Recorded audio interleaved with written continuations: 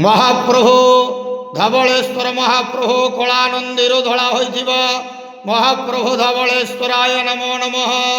वंदे देव उमापति सुरगुरु वंदे जगत कारणम वंदे वर्णकभूषणमुखहरं वंदे पशूनां पतिः वंदे सूर्य सुसंग वर्णिनेन वंदे मुकुंद प्रियं वंदे भक्तानां सेंचवर्धं वंदे शिवं शंकरं। धवलेश्वर महाप्रभु संसार सुखी रखंतु। आज शुभ शुक्रवार समस्त श्रद्धालु भक्त मान को आशीर्वाद करंतु, मनस्कामना पूर्ण करंतु। गुआवसा व्रतधारी मानकर मनस्कामना पूर्ण करंतु। कर्म क्षेत्र उन्नति करंतु, रिष्टमान खंडन करंतु, जगतर मंगल करंतु, विश्वर कल्याण करंतु। आपणकर नाम विख्यात करंतु, सेवकर डाक श्रवण करंतु।